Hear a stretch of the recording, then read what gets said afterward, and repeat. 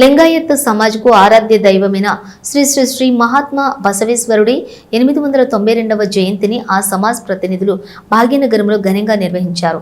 రాష్ట్ర వీరశైవ లింగాయత్ లింగ బలిజ సంఘం వీరశైవ సమాజము సికింద్రాబాద్ సంయుక్త ఆధ్వర్యంలో ట్యాంకు బండపై ఉన్నటువంటి బసవేశ్వరుడి విగ్రహానికి పూలమాలలు వేసి నివాళులర్పించారు.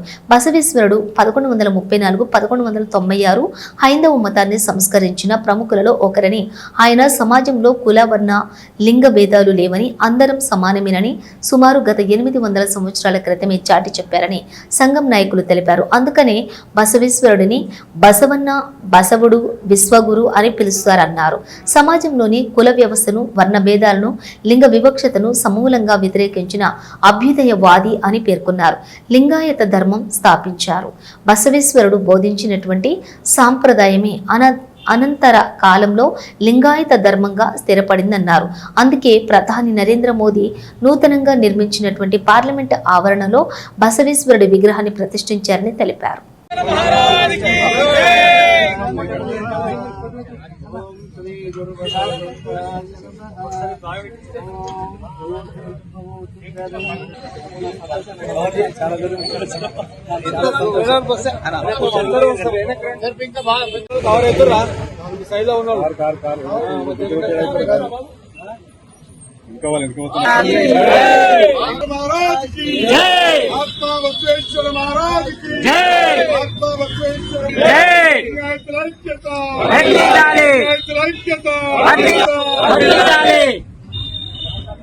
విశ్వగురు బసవేశ్వర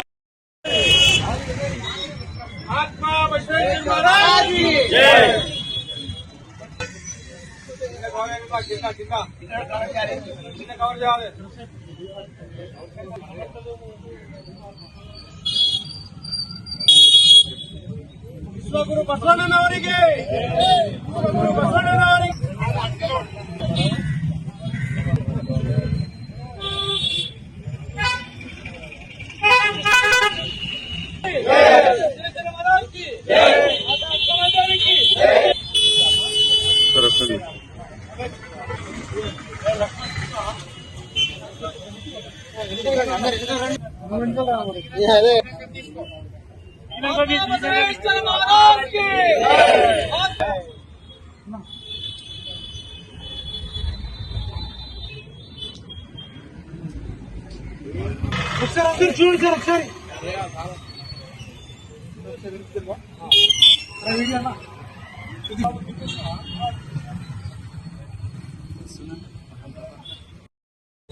మహాత్మా బసవేశ్వర జయంతోత్సవం అందరికీ, తెలంగాణ వాసులందరికీ కూడా శుభాకాంక్షలు తెలియజేస్తూ, మహాత్మా బసవేశ్వరుడు 12వ శతాబ్దంలో అందరికీ సమానత్వం, స్త్రీలకు సమానత్వం, బాల వివాహాలు రద్దు చేసుడు, ప్లస్ వితంతులకు వివాహము, ఇవన్నీ కూడా సంఘ సంస్కరణ ఎన్నో చేశాడు.